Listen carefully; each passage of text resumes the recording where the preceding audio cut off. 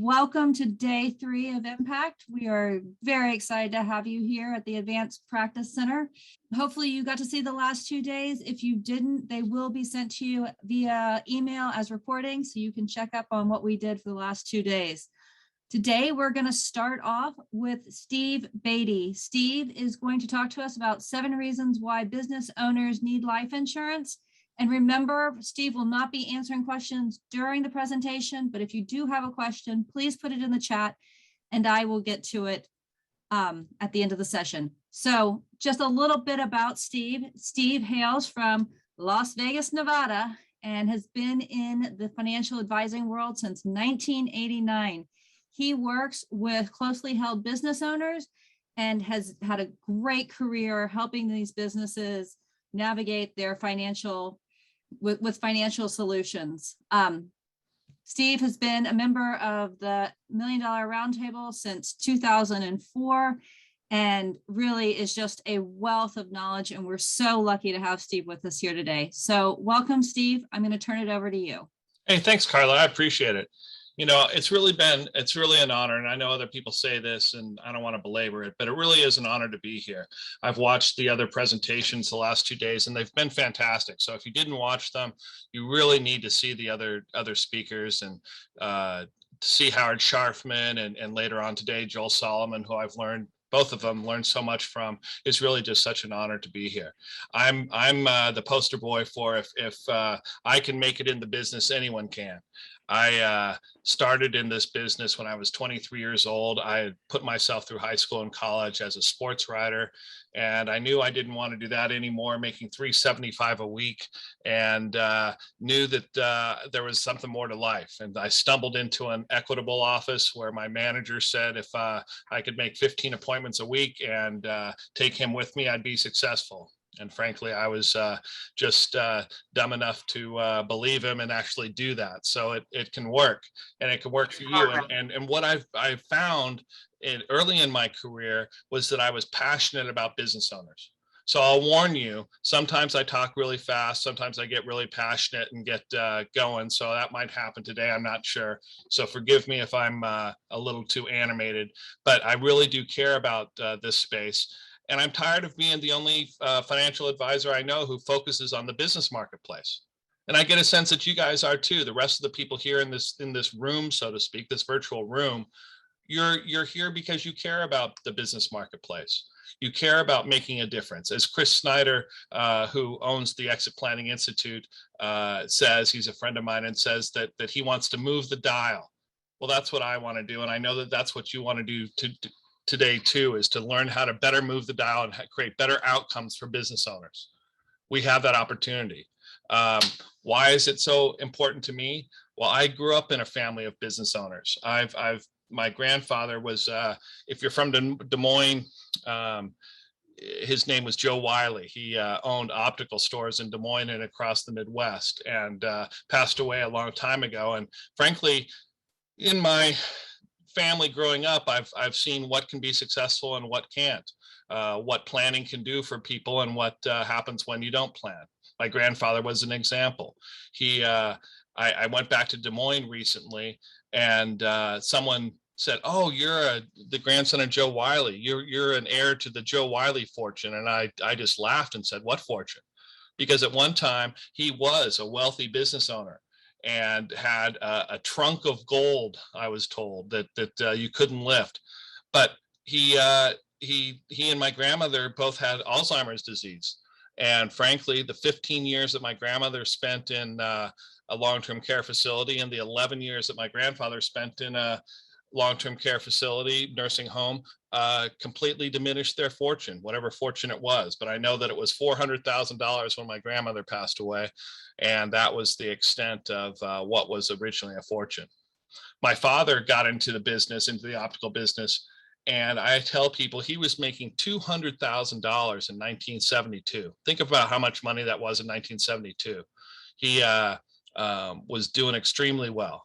Fast forward to 1998, he died at 56 of melanoma on $431 of Social Security, $115 of food stamps and whatever money I helped him out with. It was a sad story, and planning. If someone had reached out to him, if someone had talked to him, if someone had told him that he could plan, I know it could have been different.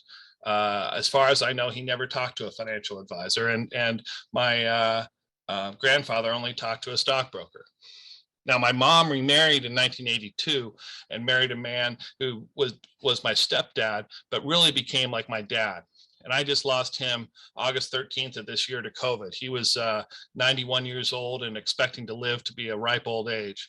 And he was a different story. He started a dietary supplement manufacturing business in his basement in 1974 and grew it to where it was 275 employees working 3 shifts, and had a very successful national dietary supplement manufacturing business with 600, 700 businesses or dietary supplement companies that he manufactured pills for.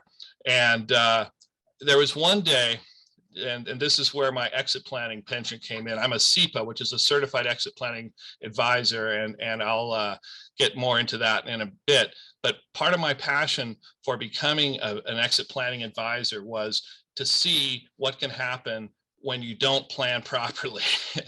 His story ends up a good happy story, but still the proper planning wasn't done.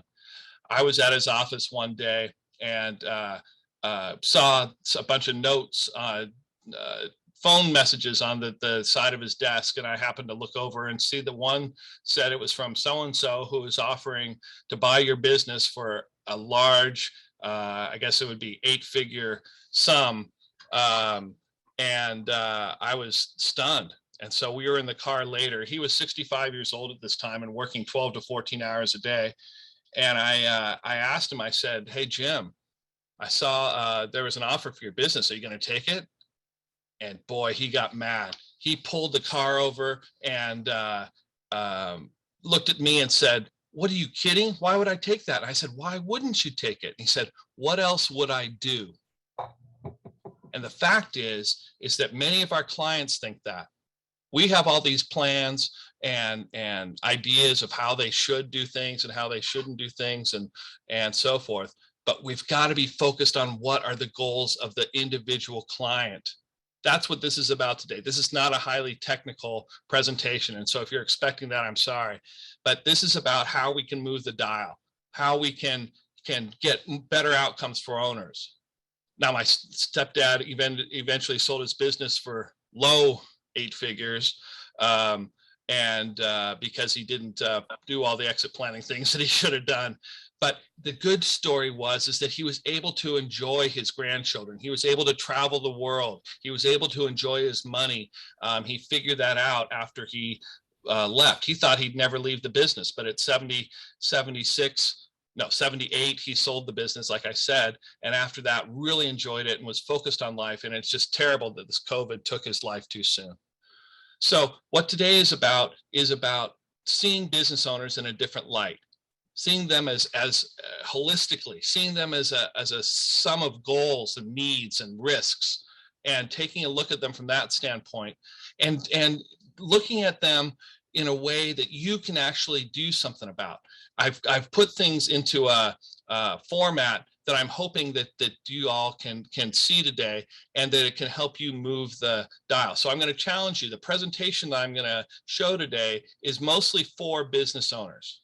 It's not, I'll talk through and talk about how it works in conjunction with planning for them, but it's mostly designed for business owners. It's not designed for advisors. So look at the slides and look at what listen to what I'm talking about through the eyes of a business owner, and also through the eyes of you as a business advisor. How sharp are you in each of these 7 areas? Could you be better? Could your systems be better? Could you have more knowledge in these areas? So, the thought to me has always been from the time that I was young in the business, and I started at Equitable actually before it became AXA, and now it's back to Equitable again, of course. But back in the days when it was the original Equitable, they did a campaign called "Small Business is Big Business," And that really got me excited in 1992. And I really have focused my business around what are the needs and opportunities with business owners since 1992. So here's some statistics from the Exit Planning Institute and their Business Ready study that they did. And I want to share these because I want you to think about how your clients and that how much of this really is their story and how much of a difference can you make. The fact of the matter is that baby boomers own 63% of all businesses. 63%. That's 4.5 million businesses. There's somewhere around 6 million businesses in the United States. It's around 4.5 million businesses that baby boomers own, with a total of 10 trillion in value. If you've never read the book, The $10 Trillion Opportunity, it's by Peter Chrisman. It's a great one that talks about the opportunity there and all the things that we can do for those folks. As we know, many of us are financial advisors and not just insurance professionals. I know all of you come from different backgrounds, have different flavors of your business, but the fact that we all deal with is that most of our owners have most of their wealth tied up in their businesses. If we're a financial advisor, it becomes difficult to manage the crumbs that are left over or to get them to invest outside the business as we know they should. But the fact of the matter is that they don't. And 80 to 90% of that wealth is tied up in that business. Doing the proper planning and learning to really use all the ideas that have been shared this week, some of the complicated ideas, some of the simple ideas, all of them, we can help unlock that wealth and be able to put it to use for the owner during their lifetimes, and also for their families for not only one generation, but multiple generations if those are their goals. 76% of your clients plan to transition in the next 10 years. 10 years. Think about that. 10 years ago was 2011. Think how recent that was and some of the things that you were doing in 2011 and how it seems like yesterday that those things are going on. It's going to seem 10 years from now, it's going to seem like yesterday to those business owners, and they're going to wonder what happened in the last 10 years. How can you affect that change? How can you help them transition the next 10 years? You're not an investment banker. You're not, I don't think, you're not someone that specializes in selling businesses. That's not the point. You can help them plan. You can become that trusted advisor that helps them find the people and assemble the team that they need to be able to exit that business. 83% of those have no written plan as to how they're going to exit. You can help put that into place. And the thing that you really can deal with is the fact that 40% have no plan to deal with death or disability of themselves or key employees. How many of our clients face that same situation? And that we have the opportunity to go in there. And if they're not clients, how many business owners do we know who we could simply talk to and talk about some of these stats and get into a conversation and help them reach their goals, help them focus on their goals in a way that only life insurance professionals do. I really believe that there aren't many other financial advisors who focus on goals and planning and discovery like we do.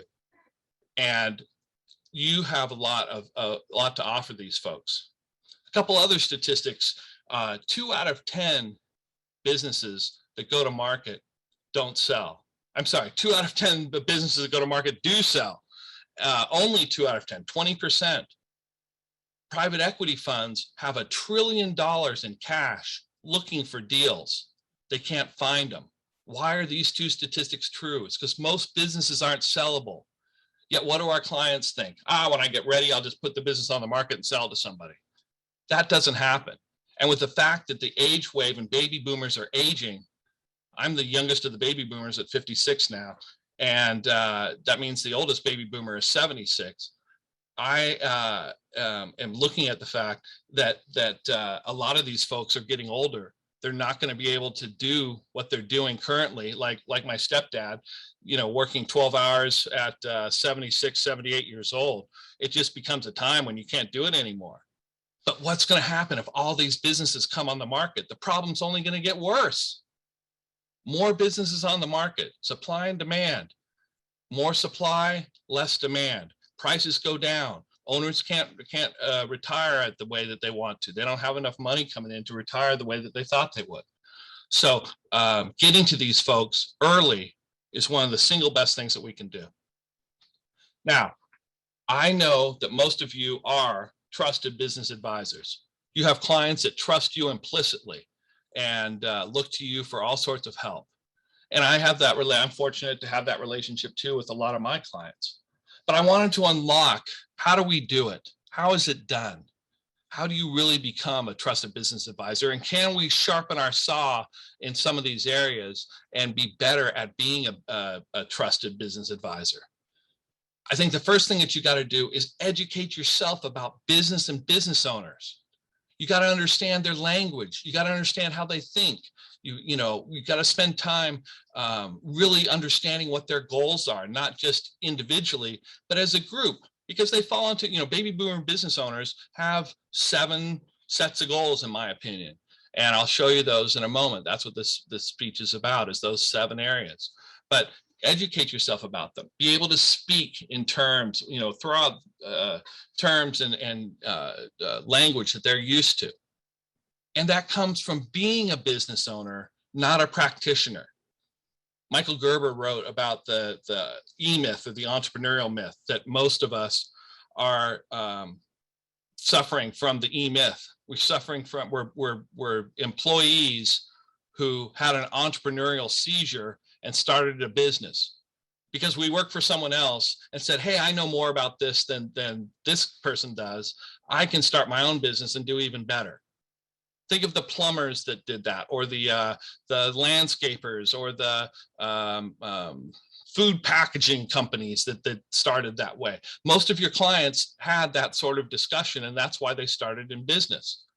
Maybe you're in the same boat. Are you an employee, or are you a business owner? Are you focused on growing your income, or are you focused on growing the value of your business? Those are the ways that you can become a business owner and really be a peer and stand shoulder to shoulder with these people and really be even more trusted because they know that you're a business owner too. We got to form relationships, as I know many of you do. And this is not, again, this is not designed to be telling you something you don't already know, but maybe this is some things that you need to brush back up on and go back and revisit. Form relationships with the type of advisors who business owners use. Business CPAs, business attorneys, commercial bankers, and commercial P&C brokers, to me, are the 4 best types of advisors to work with. There's plenty of others. There's valuation specialists, and there's benefits people, and there's stockbrokers that specialize in business owners, and there's all sorts of other ones. But these are the big 4 to me. And focusing on a lot of these relationships and being a resource to these people really can make a difference. Educate yourself about the solutions to the problems that business owners care about. How often have I gone out to an owner knowing or having some supposition of what he or she's gonna need, and go out there with my pre-decided ideas of what I'm gonna talk about? Mistake. Listen to them, ask them questions, be able to be knowledgeable about the solutions they care about. As I say lower in the thing, describe them in simple terms. Use language that business owners understand. Speak English. Don't try and impress them with jargon. Jargon's the worst and can kill a lot of relationships. Other things that you do, a couple other traits that I think that have worked for me, and I know work for all of you to form more relationships and be a better trusted advisor, is learn to be a resource for things you don't get paid for. How many times do your clients call you up and say, hey, I'm refinancing my house. Do you have somebody? Yeah, I got a guy, right? I got a guy. Those are invaluable. You don't get paid for those things, but they're invaluable at deepening that relationship and having those owners count on you as a trusted advisor, that they call you for resources. Learn to be that resource for all sorts of things. And the last one is hang out where business owners hang out. For us here in Las Vegas, that's been the Golden Knights game. We're very proud of our Golden Knights NHL team that has been a franchise and has had a lot of success the last few years. Business owners hang out at their games. Being able to talk about those things is a big thing. Find what those are in your market and really focus on that. So this is what I put together. I looked at a long time ago, I started looking at what is it that I do and how do I communicate it? Because I do a lot of stuff like all of you do. We do pensions and retirement plans and life insurance and split dollar and estate planning and all this jargon that we do and things that we do. But how do you explain it to a business owner? So I put this together and called this the ultimate business owner plan. And this is the pyramid that is focused on the needs of those folks.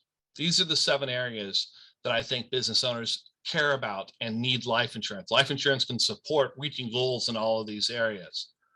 First, in their estate plan, their financial security plan. What I mean for that is all the things for their family, basic individual planning, I call financial security planning. Even including things like the proper property and casualty insurance and things that make them feel more financially secure. Exit planning has been talked about this week, and I am a big proponent of that. Most business owners got into their business, grow their business, get through the difficult stages, survive, thrive, and then don't have any idea how they're going to get out of it. We can help them. As I said, I'm a certified exit planning professional, a CEPA. Learning that information from either the Exit Planning Institute or the BEI, the Business Enterprise Institute, is invaluable to your career in being a business advisor. The information that you learn there in those programs, and to be able to go through and talk with owners about those concepts, has been invaluable in my career. As they go up and they start having employees, they've got key people. They need to protect their business against those people and against a death of those people or disability of those people, and also against those people leaving. So golden handcuffs plans, key person planning is critical. They've got to have a retirement income plan. And I make that specifically generic because there's lots of ways, as you all know, that we can do retirement income planning, but they've got to have a plan. And then the biggest thing for owners, many owners, and that's why I put it at the apex, is leaving a legacy. I was clear that my stepdad's business was his legacy. He loved my brother and I very much, and was a great dad to us. But that business was his baby, and leaving a legacy of that business was what meant a lot to him. So I'm clear that legacy is a big play and a big opportunity for us. And I put that we do this in the context of asset protection and tax minimization. Tax minimization, good. Tax avoidance, tax evasion, go to jail, right? So look to use the law and be able to minimize taxes as much as possible, but not evade taxes. So what I'm hoping is not that this is new to you, because it isn't. You all know this. What it could be, though, is a way to look at business owners and a way to communicate what it is that we do with them and help them be able to locate where on this pyramid they fall. Where are their areas of interest? Where are their areas of risk? Where do they have shortfalls? Where are they strong? But to use this as a format for discussing business and the needs of business owners with those folks. So let's get into it. So again, this is not new. I'm not trying to teach you something here. I'm trying to show you, this is what I show. This is a slide that I show business owners and have a discussion with them about estate planning. I showed this exact slide to a guy earlier this year who's worth about $40 million. I'm sorry, he's worth about $70 million. He has all sorts of business interests in Bitcoin mining and does all sorts of things. And he had no idea about the estate tax thing. He had done virtually no planning at almost 50 years old with two school-age daughters. We were able to show him how simple planning and using basic, we didn't do anything complicated. We used a life insurance trust. We bought a lot of life insurance, and we got him to the right estate planning attorney that structured his estate properly. He had a trustee that I found was his childhood friend, was his trustee. Come to find out, XYZ trustee is an attorney. And you want to hear what's worse? He's an attorney who works for a bank. He's a little analytical. So he picked apart everything that we did and reviewed everything that we did and questioned, and we had phone call after phone call. But what saved the day with this client is going back to these basics. The guy's worth 70 million bucks. Everything over 11.7 is going to be taxed at 40%. How are his kids going to pay that if something happens to him? It just wasn't going to get done. And so going back to those goals, focusing on those goals, making sure that everyone is focused on that, because the trustee had his own agenda, whatever it was. But getting them focused on the owner's goals is what ultimately makes the biggest difference and the biggest impact. The second area is the financial security plan. And I talked to owners about this. These are some of the questions that I asked them. What does financial security mean to you? And sometimes more importantly, what does it mean to your spouse? Because we know our spouses can have a lot of financial security concerns that we don't share, because we're in the business and we can say, I can take care of that, or I'm immortal, or whatever else, like rationalizations and excuses we want to make. But what have you done to create financial security for your family? I ask owners that, but I ask you that too. Have you done everything that you can to create financial security for your family? Do you have a big umbrella policy to protect against liability? Have you bought the proper amount of life insurance? Have you done your estate planning to make sure that your ducks are in a row? Having all that stuff done helps you be a more trusted advisor and be able to talk to your clients in a different way. So again, this isn't new to you. These are things that we all know, but if we can give the message to clients to don't procrastinate, plan to give yourself and your spouse peace of mind, we can really help to move that dial and make their outcomes better and their lives better in the meantime. Long-term care is a part of that. I've worked with a lot of long-term care for people in their 50s and 60s in the last few years, and I've really found it to be something that a lot of people care about.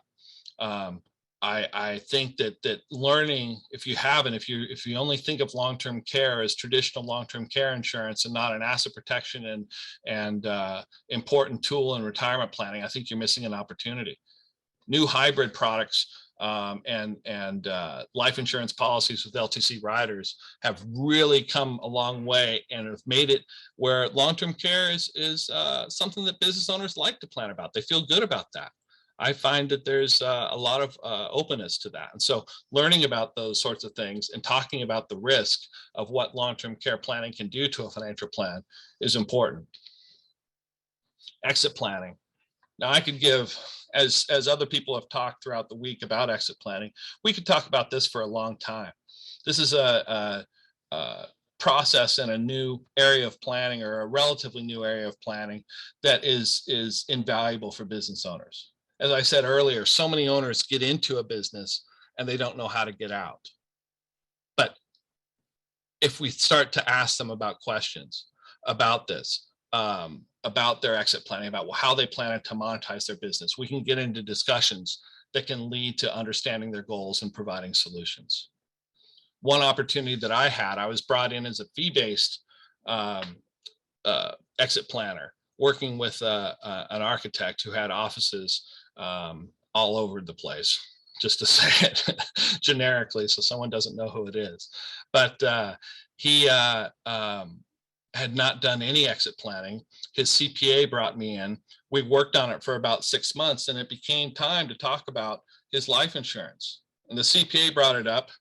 The CPA said, you need 20 million of survivorship, and you need 10 million of individual coverage for your buy sell, and you need some to cover a loan that you had. And so we wrote $33 million of insurance on a fairly unhealthy guy in his 60s. And it was a terrific case, but I was brought in to focus on his goals, exiting the business effectively. Life insurance just became a part of the plan. I wasn't there to just sell that. I was there as the trusted advisor who happened to provide life insurance. His question when the CPA brought up how much insurance he needed, his question was, well, what's the best way to buy it? That's a better outcome than, why do I need that? Why do I care about that? All the planning that we had done previously led to the fact that he was just ready to buy and was going to do what the CPA and I suggested that he do. So learning about exit planning, getting involved in that is critical. Key person. The 3 questions that I ask business owners are, do you want to do all the work yourself? And of course, the answer is no. No one wants to do that. To grow a business and have an effective business, you've got to have people that do important things in the job. And if you don't want to do it yourself, especially in today's world with the labor shortages that we're facing, how do you recruit, retain, and reward great people? How do you do it? Just pay them more? More health insurance? What happens if one of them die? How do you protect yourself if they leave? Both voluntarily, where they go across the street and open their own business, or involuntarily, where they die or become disabled. How do you protect your business? Life insurance can do that, as we know. How strong are you in dealing with these issues? Can you get sharper? Do you have formulae for talking about how big an impact a key person makes on the business? Can you value that and say how much death benefit it needs, or do you just throw out a number like $1 million or $2 million or something like that? Those are questions to ask yourself about your craft and your business, and how much could you get sharper. One situation, I've got 2 situations that I want to talk about here, one that worked and one that didn't. In one case, I had a mechanical contractor who had high-end salespeople that were known as sales engineers. And they were very desirable, made a lot of money, and lots of people were competing for them. We created a 401k lookalike program, or a 401k mirror program, where the employees put away some money into the deferred compensation plan, and the owner matched them like $5 to 1. And we were able to create a big bucket of money that kept those people. He never lost any of those people because they had so much money invested in the 401k mirror plan that they couldn't afford to leave and leave that money behind. Another time I recommended a similar plan to a document management company, I'll call them. And they had 2 brothers that worked in the company, and they were primarily salespeople, and they had been hinting about wanting a piece of the action. So I talked to the owner about that and gave some examples of plans that we could put in place, and use this 401k mirror idea as one of them. Unfortunately, the owner didn't listen, and the brothers ended up packing up their stuff and took all their clients and opened up their own business, and that business is out of business today. It's very, very sad, but could have been prevented with the proper planning. Let's get out there and talk to our clients before those things happen to them. Retirement income planning. Again, there's so many different ways that you can do this. Life insurance, as we know, can be a huge part of that, providing either with a LERP idea like Howard Sharfman talked about yesterday, with a leveraged LERP, life insurance retirement plan, or just putting cash into a life insurance policy and taking out tax-free income down the road, as we know. One situation for me that worked out great was actually using a pension, life insurance inside of a pension with a client. I made the mistake of owning a third-party administration company in the past, and the 2 best days are similar to a boat owner: the day you bought it and the day you sold it.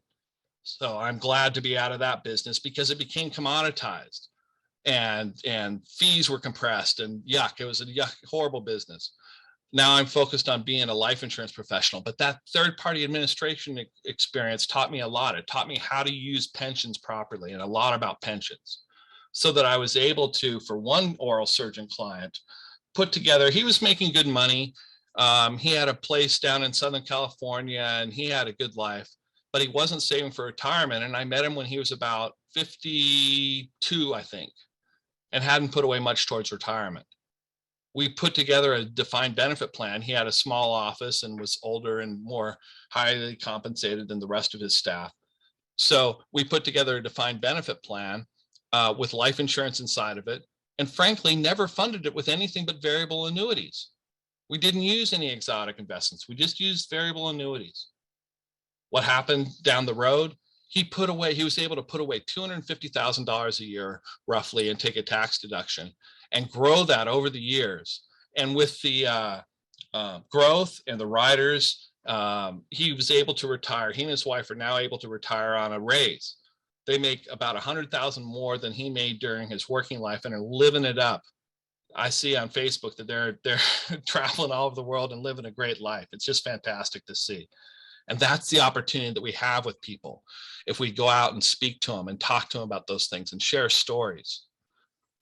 This is the question is how good are you at creating retirement income plans using life insurance? And then last but not least is legacy planning. Do you care about, some owners don't care about this, but if they do care, they're passionate about it. And so I ask them, do you care about leaving a legacy? And if you do, what have you done about it so far? And if it's nothing, why not? Why not start now? Plan to leave a legacy. Plan to create that legacy that you want and shape it the way that you want it to be. Obviously, life insurance can be a big part of that planning, whether we use complex structures or we simply buy a life insurance policy that we donate to a charity and let them collect on the death benefit and we pay the premium while we're alive. It can be simple, it can be complicated. The point is, what are the goals? What is the owner focused on? And how can we best serve them? So those are the 7 areas. I hope that you can look at those and use those in a discussion with your business owner clients and be able to frame yourself as a goal achiever in these 7 areas. And ultimately, if you handle these 7 areas for the business owner, really what more is there to do? I don't think that there's a whole lot of other areas that they would have goals in. At least I haven't come up with them, but I'm sure some of you smart people will tell me I'm wrong and I'm missing a couple of areas, but that's okay. I've been wrong before. So I'm more than happy to be wrong again. So please give me feedback on that. So after you start looking at those areas and become clear on those, what's next? And it's educate. It's to get yourself educated about in the different areas that we talked about earlier. Read business books. I read business books all the time. People talk about, what a nut I am about reading so many business books, and I can't possibly implement all the things that I read in them. And of course, that's true. I implement very few, but I get ideas out of business books. I get ways to talk about them with owners. I get things to share with them. I get concepts that I'll hear them talk about a particular business problem, and I'll say, oh, I was reading in such and such that you could do this, this, or this, or you might try tackling it this way, and able to be a valuable resource. If I was to recommend only 2 books, The E-Myth by Michael Gerber, many of you I'm sure know that book. It's one of the 20 most important business books of the 20th century. Why Most Small Businesses Don't Work and What to Do About It is the subtitle. Great book. Most owners, when they read that, and I've probably given it to 100 business owners over the years, it will say, I think he was a fly on the wall in my business and was writing about me. That's how they feel. And that's the insight that Gerber has on business owners and the takeaways that you can get from it. A more recent one is Traction by Gino Wickman. Fantastic book that my friend Marty Nanny recommended to me. Just a outstanding book about that kind of takes into some of the E-Myth concepts. Many of you have been to Dan Sullivan's Strategic Coach and have learned from him. Wickman takes a lot of those concepts and actually quotes Sullivan, and there's a lot of good information in there to learn about being a better business owner and being able to communicate with your clients that much better. I would highly recommend Exit Planning Education from either the Exit Planning Institute or the Business Enterprise Institute, BEI. I've been through both their training, and there's fantastic amounts of information that you can learn there from either one of them or both. I recommend that you go through both. For me, it was enlightening to see all the information that's out there and all that I didn't know. And then last but not least is industry knowledge on programs like this. I'm going back to get my AEP, accredited estate planner, because I wanted to really be, I think with these new tax laws that are coming up, we're going to have that much more opportunity for estate planning. And I want to be highlighted as one of the best out there. And I think that the AEP designation really provides that. So that's one thing I'm doing. Learn about pension plans and using life insurance inside of pensions, as was talked about earlier in the week. Learn about deferred comp and how you can use that. Deferred comp is booming as there's a greater and greater need for recruiting and retaining key people. Businesses are putting these plans in like never before. People that specialize in that area are very busy, and that could be you too. So educate, learn this stuff, plus lots more, but just constantly educate yourself and sharpen that saw. Network with valuable advisors. And here's the ones that I think are valuable. I think that working with the state attorneys and state and trust attorneys is great, but how many times do they refer people back? It's difficult because most of their clients come from people like us or CPAs or other people that have relationships already, and they don't want to necessarily violate those. So when you're thinking about estate planning, not just those estate and trust attorneys, but valuation specialists, trust officers, focus on independent trust companies in your area. Some of the bank trust departments are fine and do a great job at what they do. Some of them have life insurance departments, as I think someone mentioned earlier in the week as well, and might have their eyes on your client for more than just trust services. But independent trust companies, I've found, can be very valuable as resources for referrals. In the business continuation planning space or exit planning space, business attorneys and advisors who specialize in this, learn to be a team player with them. Exit planning is a team sport. There needs to be a team assembled. Whether you're the go-to person, I'd suggest that you don't be the go-to person. Let someone else be the go-to person. Let the CPA or the person that specializes in exit planning. You be there as a valuable member of the team as a life insurance professional, and can really make a difference that way. And so network with the business attorneys. There can be great sources of leads. In the asset accumulation area, stockbrokers, and really I found better yet, independent RIAs that don't necessarily do life insurance, but understand that it's important, can be great sources to network with and hang out with. CPAs obviously are the cream of the crop and the ones that we want to hang out with the most. And so for tax minimization, you need to look for CPAs who are those trusted advisors, not the ones who just record history, not the ones that are threatened by us and want to shoot down our types of plans, but who are the CPAs that really get what you do and get that you're valuable and are trusted advisors to those business owners and really give them advice that makes a difference to them. How can you network with those folks? How can you get on their team? How can you get in front of their clients as well? And last but not least, I think bankers. Bankers typically don't understand life insurance. Try and find the ones who do, or find ones who are at least willing to listen and educate them about how it's a win-win for the bank and the owner to put the proper life insurance in place and have a proper exit plan. That's a win for everybody, not just the client and not just for you, but for the bank and as well. And last but not least, I'm getting up against time here. Most of the cases I've done, and there's two sides of this story, and I have a good friend, Jonathan Gear, who's in my study group, who is very successful selling GUL and no lapse guarantee life insurance. And there is no way I would tell him he's wrong. He does a fantastic job for ultra high net worth clients, but we debate this. Personally, I think premium financing is a tool that you've at least got to understand.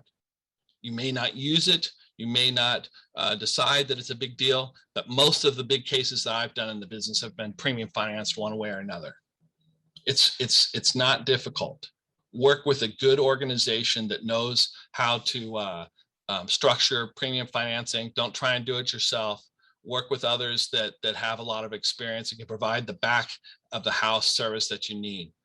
But I think if you're not talking premium financing, you're missing a huge opportunity in this low interest rate environment to put life insurance in place in any of these 7 areas with owners, because I can show you where I've used premium financing in all of the different 7 areas. So again, shoot me if you want, tell me how premium financing's bad, but in today's world, ignoring it is a big mistake. So that's the summary of what I had to present. Again, I started as not knowing anything. A sports writer who had a political science degree that wasn't very useful, and stumbled into an insurance office and has become a member of the top of the table since 2004, and a member of the $1 Million Round Table Hall of Fame or at least a member of the $1 Million Round Table since 1992. So you were able to do it because I'm sure most of you are a lot smarter than me. We as a group need to focus on the goals of our clients and how can we move the dial? How can we make their lives better? How can we create stronger outcomes? So again, I give you the challenge of educating yourself, focusing on these areas, and I'd love to talk to any of you who want to reach out and have conversations, because again, I am passionate about this and love to have conversations with any of you. So either give me a call, shoot me an email, sbeatty@fs4blv, that's Financial Solutions for Business Las Vegas.com.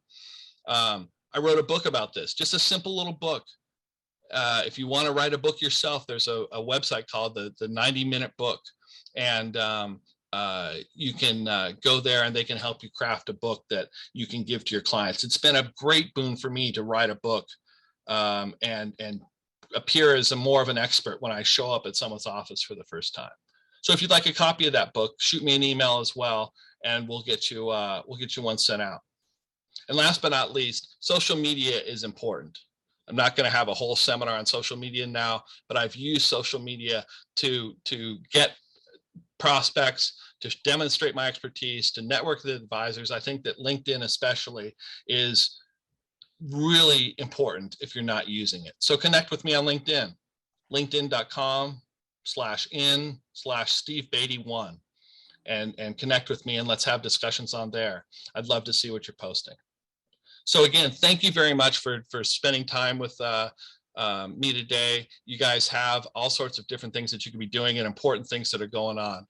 But please focus on your clients and do me a favor, help them move the dial. Thank you, Carla. Steve, thank you so much. That was awesome. So first question I have for you is, do you use disability buyout insurance for buy-sell agreements? Most of the time, yes, if they're not too old. If they're too old, it becomes, if they're in their later 50s or something like that, it becomes expensive and cumbersome.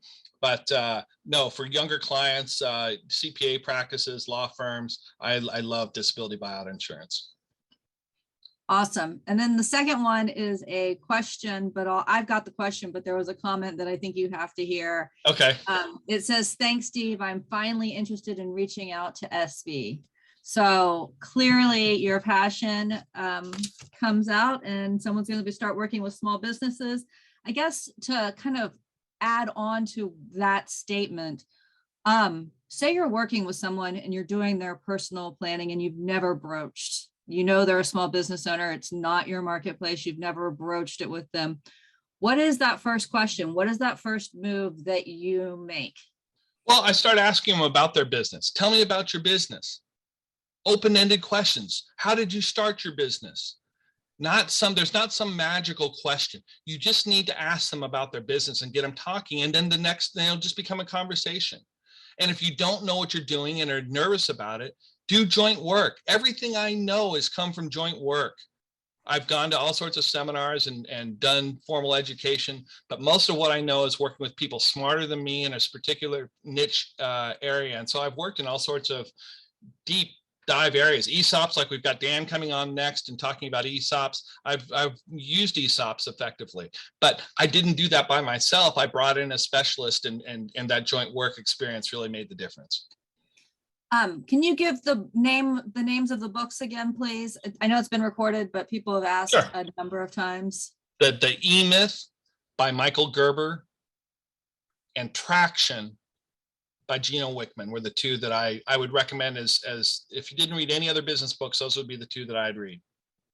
And then my second question for you is, when you start talking about to small business owners about golden handcuffs for their key employees, what's the number one objection you get from the business owner typically? They don't get a tax deduction now.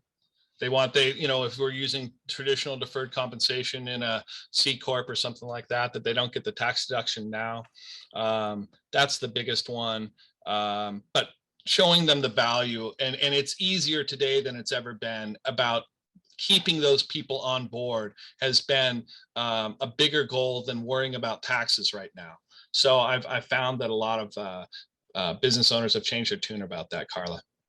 Awesome. Steve, thank you so much. Again, the 90-minute book contact information. If you have, is it a website? I'll put It's it a in the website. chat. I think it's www.90minutebook. See if that's right, Carla. All right, I'm going to put it in here. If it's not, I will make sure I get that out. There's a number of resources, urban writers, all sorts of things that you can do. There are. There's others. That's just the one that I use. And I yeah, know. no, it's a great way to make yourself an expert in almost anything. Yep. Have a book. It's great. Great idea. So thank you again for Thank you, Carla, for having such me. a great session.